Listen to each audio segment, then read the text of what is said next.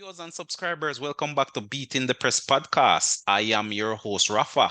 Now, coming up in this evening's podcast, we're going to be reviewing the two big matches which took place over the weekend. Arsenal running away big winners over Crystal Palace. And of course, Liverpool with a dominant away performance against Bournemouth. Now, joining me this evening to review these two matches and to talk some football, some EPL football in general, we have returning to the platform, Carey. Yes, viewers and subscribers, always a pleasure to be here. Always a pleasure. Yes, indeed. We also have returning Christophe. Good to be here again, viewers.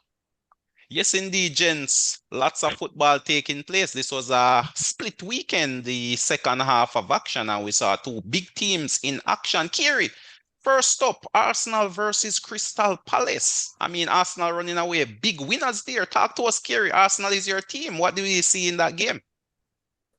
We saw the Arsenal that we expected for majority of the season, even though, we can say that they have regressed. Yeah, for sure. Definitely. I would concur with that point. Big regression.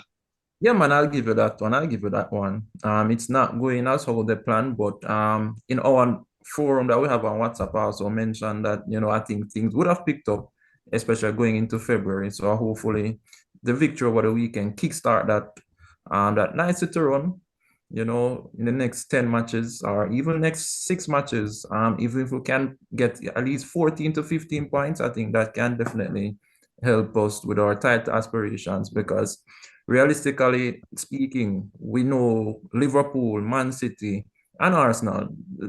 At this point, that is it.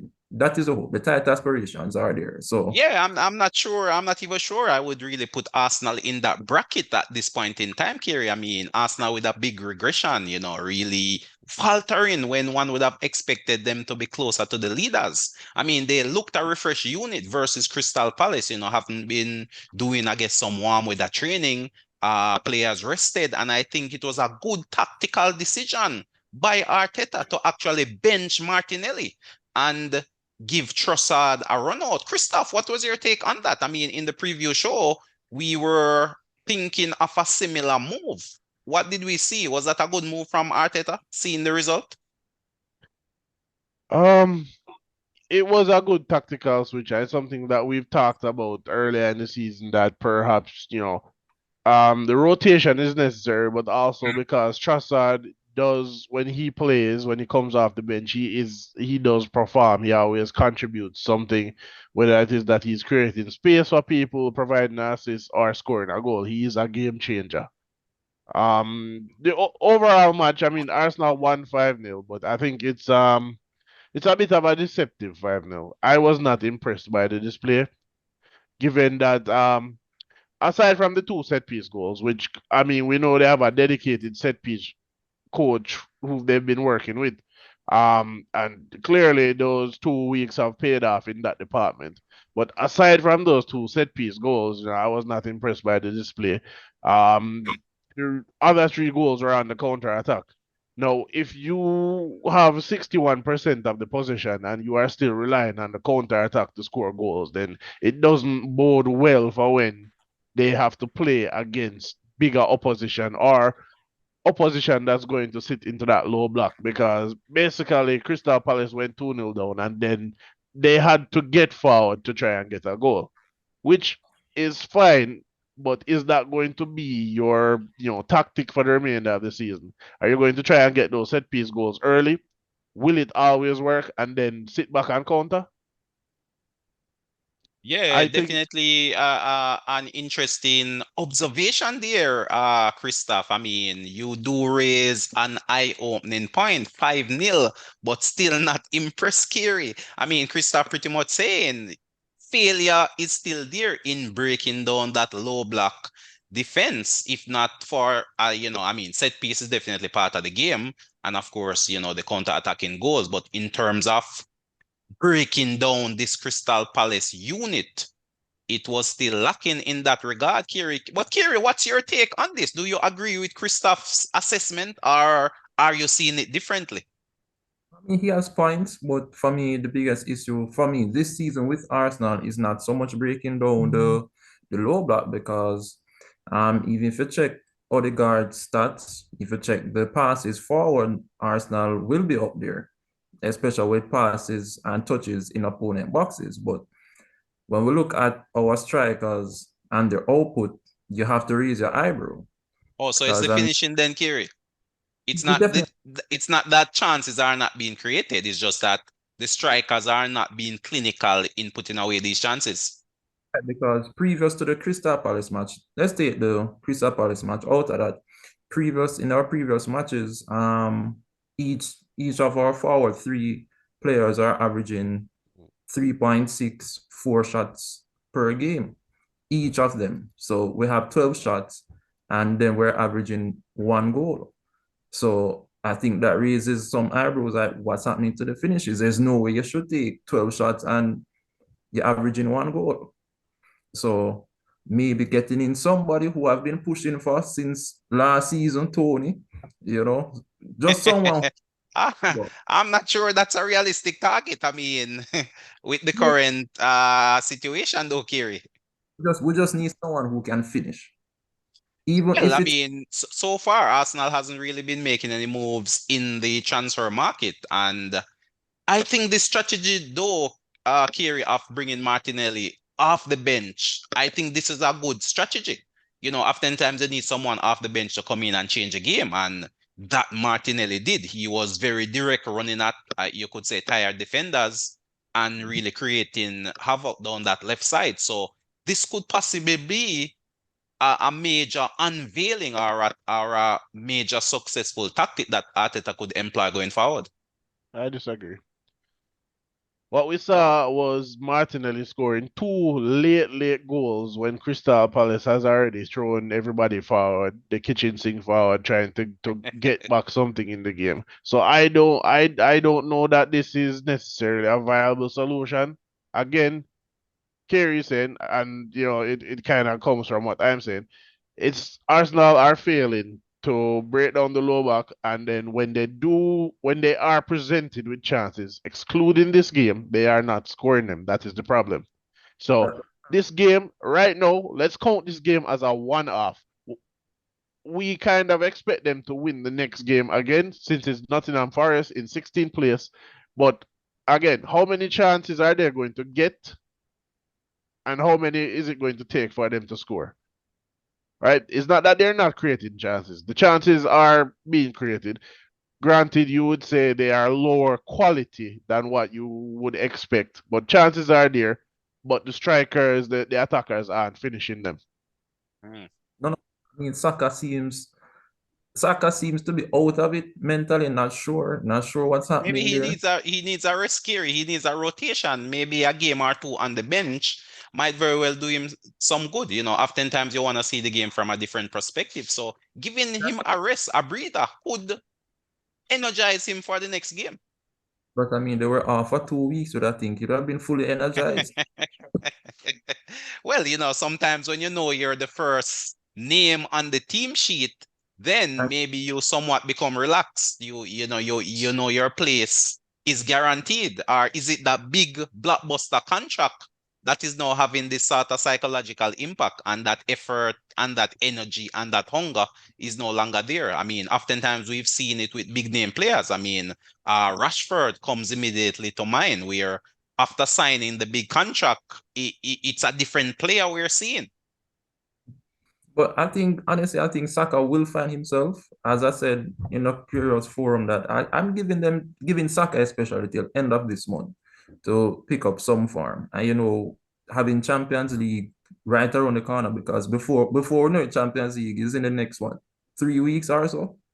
So this is it. I think I don't want to rule out the Crystal Palace game because I think it can be a good confidence boost going into these next run of games, because outside of Premier League, we're in also another huge competition, which we need the confidence to kind of rally us through that. What of the Crystal Palace team, Christoph? I mean, you seem very underwhelmed by the Arsenal performance. What can we say about Crystal Palace? I mean, is Roy Hodgson's job now on the line? Um, Probably.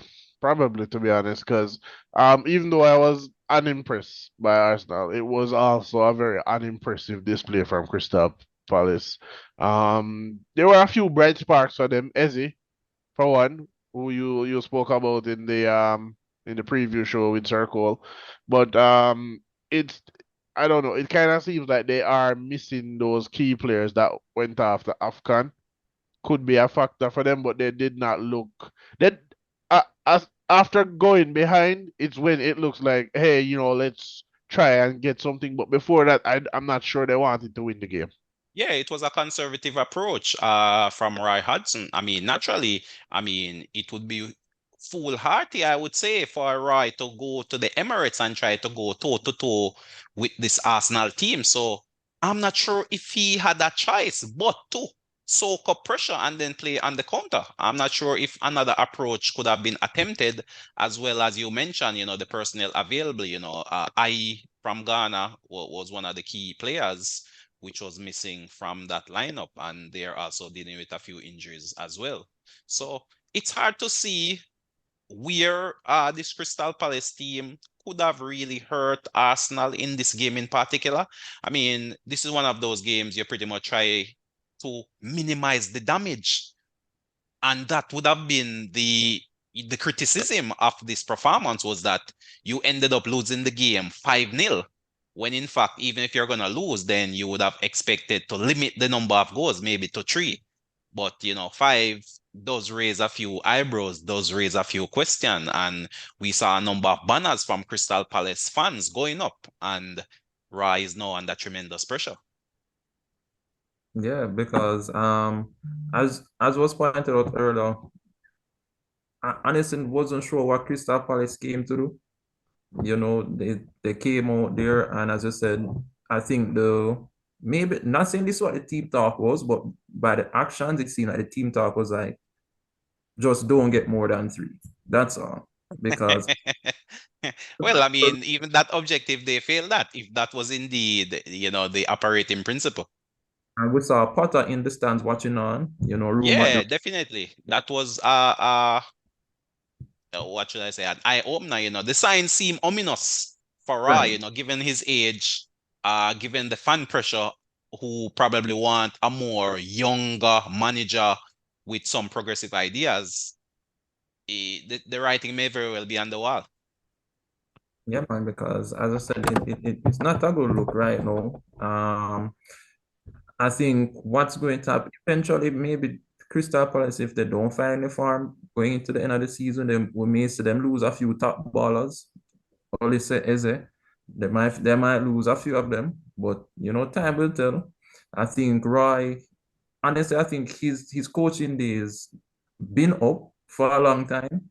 I don't know why they came back with him, but he's here. But I think as I said, his days are winding down, in my opinion. Yeah, definitely. It's reaching that time, to be honest. But Christoph, I mean, still unimpressed by Arsenal. Christoph, what can Arsenal do at this point to really impress you? I mean, we are now in the January transfer window. Uh, Still no key signings, still no improvement to the squad. I I don't Can this foresee team, be successful? I don't foresee Arteta, making any signings, and it could be. I mean, there's probably some financial constraints, and teams want to stay within FFP. A bit strange, other teams don't seem to stay within FFP, but Chelsea, Man City, but okay. Um, Nottingham Forest, Everton, no, Newcastle possibly. I mean, I don't see anybody getting punished for it, so I mean, why bother trying to stay with it? Well, I Um, mean, Everton was docked points, and we now see Nottingham Forest on the block as well, pending uh the outcome, and of course Everton again pending the outcome, and we also see Newcastle making some sales in order to become compliant with FFP. So this rule is definitely still you know, taking on some pressure, putting some pressure on these clubs to ensure they are financially shrewd in their dealings. But it's well, we'll have to see. Time will tell definitely. And of course, Man City, is facing a number of charges. So No, again, all charges will be dropped against Man City. They're not going to do anything to Man City. uh, It, you it, don't you don't I seem don't too think so. confident in this system, No, no, Christoph. no, no, no, no, no. The system is not. There needs to be an independent body that regulates these things. It can't be the FA that's doing it. It must be an independent body, who goes over these and say, hey, this, punishment here, punishment there, whatever. If the FA does it, it's because there's a clear bias in the FA, to be honest. If you look, if I mean, you probably say, Arsenal fan or whatever, but there's clearly a bias the FA has against Arsenal. Hmm. Well, why, Because why do you say that? I mean, give us a typical example of this bias. Okay. Arteta got a touchline ban for criticizing a referee after the match, despite the fact that other coaches also have been criticizing referees all season, but I've not seen anybody else face any touchline bans for this. So I don't know. Well, yeah, you do raise an I don't interesting know. point there. Definitely something to look into. But I don't see Arsenal winning the league without making some signings in January, and I don't think they're going to make any signings, whether it be for FFP reasons or because they don't have the funds to make them. It's a potential excuse for the end of the season when interviews come and they ask Arteta, hey, didn't win this season again. What do you think was the reason? Then they'll say, hey, they didn't have enough money to make signings, quality signings, blah blah blah. They have to make some changes. Four signings, I think. There needs to be a rotation option for Saka. There needs to be a striker who will finish chances, a left back, and a central midfielder are the four areas Arsenal needs to address to win the title this Oh, season. so pretty much you're throwing in the right flag then, Christoph. You don't see Arsenal winning this year. No, they're not going to be winning. Not like this. Not dropping points in games or losing games that you should definitely be winning. You shouldn't be losing to Fulham. Shouldn't be losing to West Ham. Right? You don't drop points or lose the last 5 games in a row. Mm. No, that is not a title winning team. What says you though, Carey? Are you throwing in the white flag as well? Not as yet. It's the EPL. Stand turns can happen, So not as yet. Still think, even though Liverpool 5 points ahead, right? I still think it's City's title to lose. That's just my personal opinion. Still City's Definitely. title. We know what City is. We just know what City is. You understand? Yet even the final day, you can't rule them out. We just know what City is. But I agree that Arsenal, for me, the central midfield is not so bad. But the striker, I think, and the rotational player for Saka, those signings definitely is a must. Um, Timber Partey coming back in, so I think that left back position will somewhat be substituted with maybe Timber going over there here and there. So I'm not too worried about that, to be honest. My main issue right now, finishing. Yeah, you raise an interesting point there, Kiri, and I think it's starting to become an issue for Arsenal where you have jack of all trade players and not any specialists in any position. So, for example, at left back, you're looking at putting Timber there, who can also play right back. So technically, Centre back, in centre or even midfield, centre back as defensive well. midfield. So what says you? Is that something you're concerned about where, a jack of all trade rather than a specialist left back or a specialist D mid or a specialist right winger? Or do you see having that ability to play multiple position as an advantage? Right. Well, for Arteta's system, having a jack of all trades is definitely fitting. Especially Timber. We haven't seen much of him in the EPL because we know what happened the first game. So I think by the time he comes on in February, he still has a lot to prove. So I think he will manage. Well, then So again, will he remain fit? That's also a question. I mean, coming back But from a major injury, reoccurrence is always a concern. he's not known for a player that is injury prone. It was just an unfortunate incident that occurred the first game. So hopefully we'll pick things up and we'll move from here. Yes, indeed. And we move over there to Bournemouth. Liverpool running away, 4-0 winners. Darwin Núñez, the big headliner.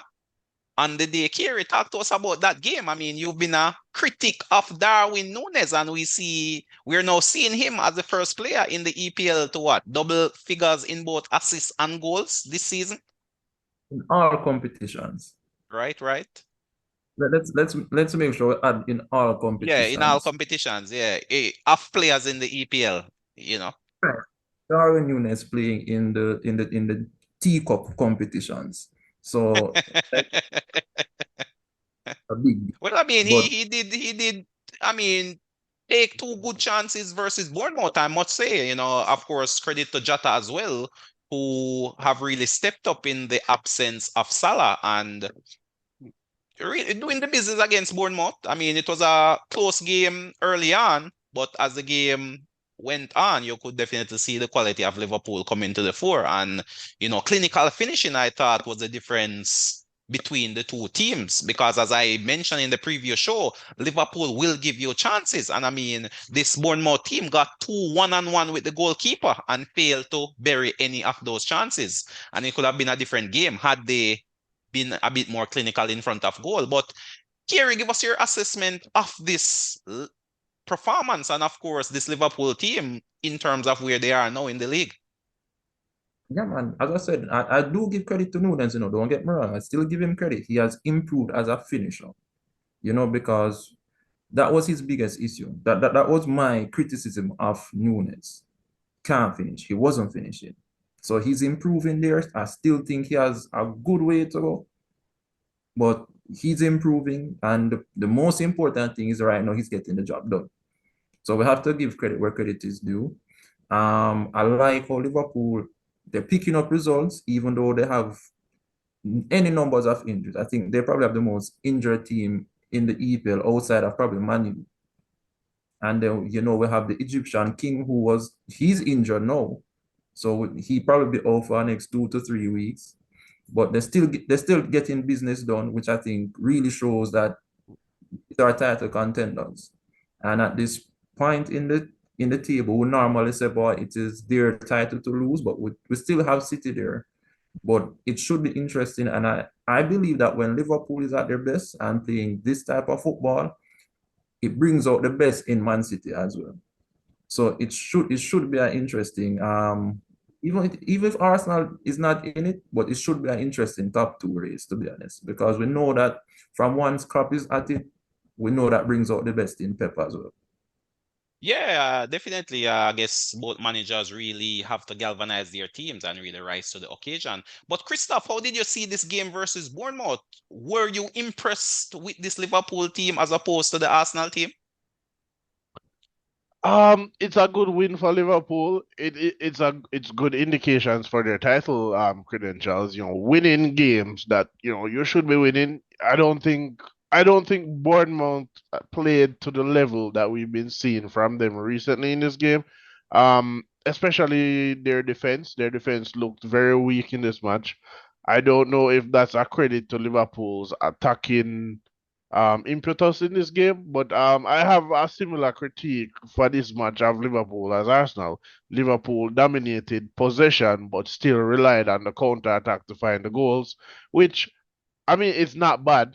It's not a bad approach. Obviously, teams have won titles playing counter attacking football, but is that going to be the approach every single game? Is I the mean, concern. I somewhat disagree with that, Christophe. I mean, 4 quality goals were scored, and Yeah, 4 I don't quality believe counter all attacking 4. goals. No, definitely not. All 4 goals There were were on the counter attack. solid build-ups, No, especially, no. I All mean, that 4. final Núñez goal from Gomez. I mean, I, a I, real striker's finish, I would say. I thought Núñez was lucky with that. The intention was there. The intention was there, but it looks to me like I it think it was just confidence of the no, striker, no. Christophe, to No. try something so audacious. the man's face when he scored, he looked absolutely shocked that it went in. Absolutely shocked. I thought the first goal, brilliant finish. All credit to him. I think that second goal he scored was nothing more than a fluke.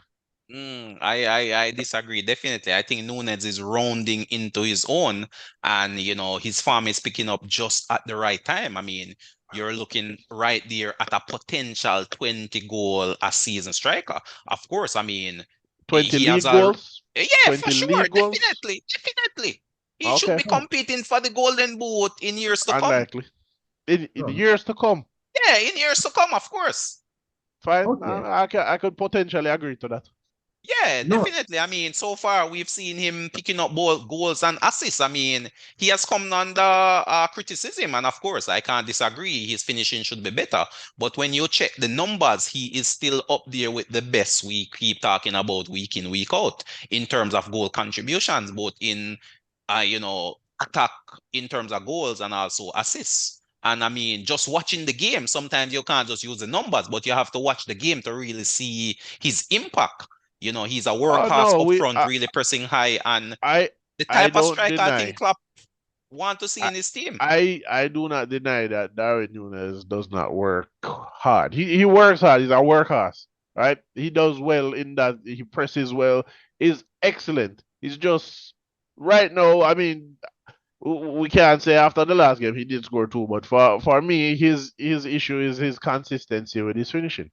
He is Yeah, I mean, presented definitely. with some very easy chances that he doesn't score. So that is the only problem with Nunes. Yeah, Every as I he said, I does can't everything disagree. else Can't well. disagree. I mean, once you see, that is the thing. I believe you can teach a striker how to improve on his finishing.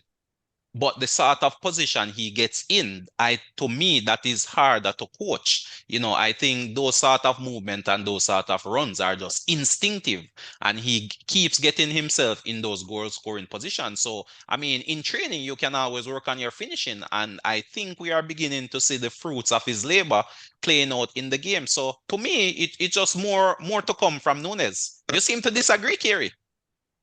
to an extent, because I think sometimes the stats can be deceiving as well, as you mentioned, because of course it is now said that he's the first Premier League player with 10 goals, 10 assists. He has Right, played 20 in our competitions.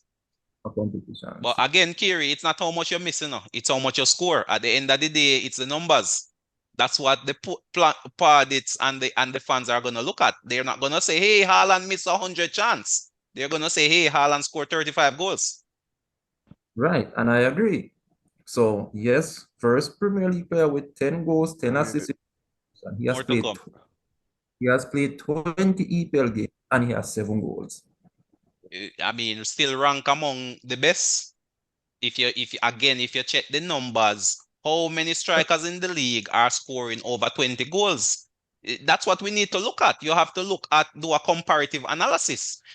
I mean, many persons are saying, "Hey, Jesus is the biggest thing." How many goals does Jesus have? How many goals does Ska have? Who is He is still Jesus? outscoring these guys who are getting the so-called big tack. So you Who is can't follow Jesus? the narrative. You have to watch the game, check the numbers. Don't watch the narrative. Oh, man, I think the narrative is what's getting you guys confused nowadays because everybody's already scoring that, but realistically, he played 20 games and he has 7 goals in that Yeah, I Liverpool. mean, I mean, as I said, I think more to come from Nunes. To me, my concern for Liverpool is still defensively. I'm seeing where big chances are still being created by opposition teams. And if not for poor finishing, then as I said, this game could have been rather different, or it could have been more competitive than that 4-0 win. But for sure, good signs, another win.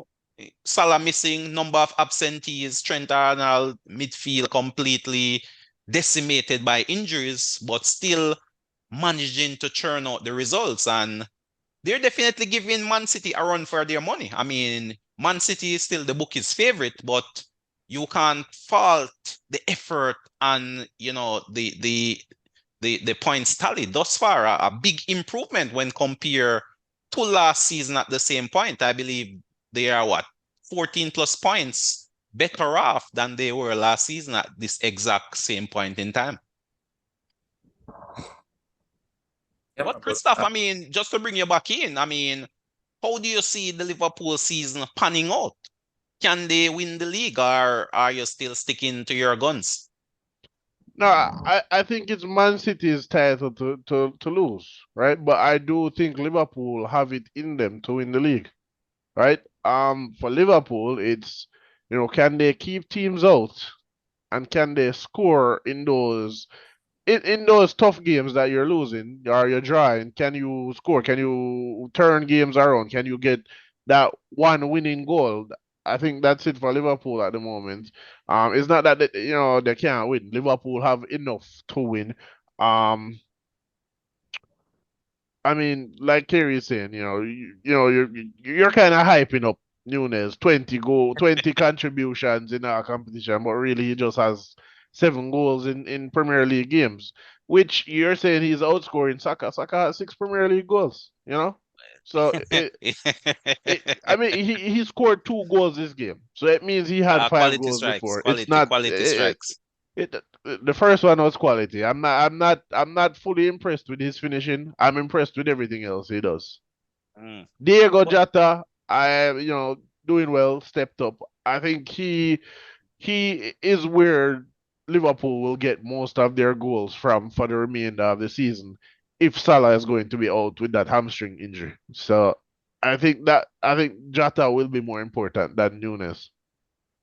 Indeed, time will tell. Time will tell. But Kiri, any final thoughts? We're quickly running out of time. Any final thoughts on the action this weekend? well, as you say, it was a long game week, so let's not forget Chelsea um, seem to be finding some form as well. They're not playing badly. So credit to them. Kevin De Bruyne is back, so expect a better Man City going in. Aston Villa not looking bad. So as I say, it's been a long 2 weeks, but we see that the table is really shaping up now. It's really shaping up now. The top three kind of separating themselves. Maybe the top two will pull away from Arsenal, who knows? But it seems to be that we're going to be in for another exciting season. I don't think City's going to run away with the title if they do win. I don't see Liverpool running away with it either. So it should be close right down to the wire. Yes, indeed. Lots of action coming up. Lots more football to be played, and it's now coming down to crunch time. But there you have it, viewers and subscribers. I'd just like to thank Kiri and Christoph for coming on board and sharing their thoughts and their opinions. Of course, viewers and subscribers, don't forget to subscribe if you haven't subscribed as yet. And of course, leave your comments and continue to help us to grow by sharing the podcast with family and friends. But thanks again for tuning in. Until next time, this is Rafa signing out.